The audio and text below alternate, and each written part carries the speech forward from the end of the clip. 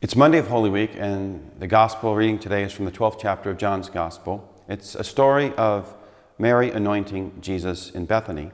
It actually takes place chronologically before Palm Sunday, just a little bit before.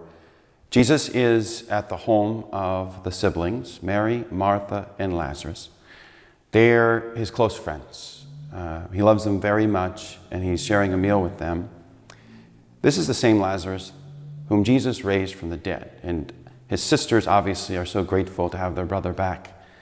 And for Mary, clearly just writing a thank you note was not enough to express how she felt towards Jesus. And so she does this extravagant gesture of thanksgiving and love. And here is how it's described.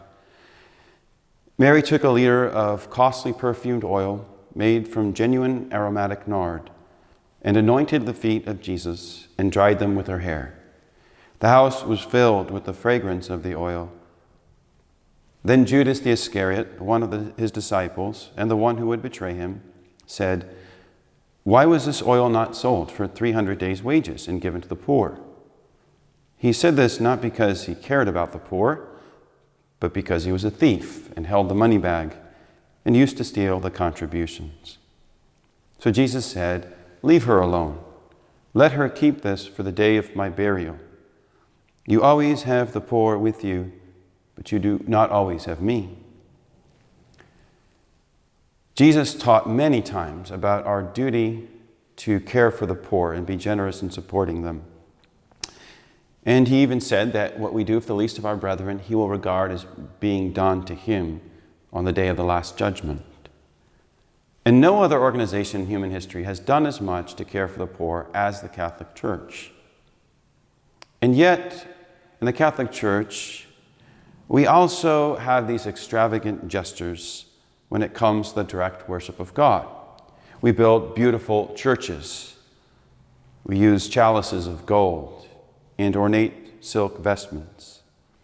When our beautiful parish church was dedicated, I remember a central part of the rite of dedication when the bishop took this large glass vial of perfumed oil we call sacred chrism and poured it over the altar and smeared it. And it's kind of like Mary anointing Jesus. The altar is a symbol of Jesus. And the smell, the beautiful smell, so fragrant.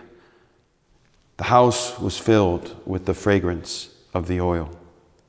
There is a human need to honor God through extravagant gestures by offering something beautiful. Mary was impractical in this way, and Judas was very practical. Certainly, sometimes on the more practical side. We think about something like weddings. So I prepare many couples for their marriages, and sometimes I'll ask them about other aspects of their planning and how it's going, and oftentimes I encourage them not to spend too much on their wedding. I mean, really, thousands of dollars for flowers that you're only going to use for a few hours.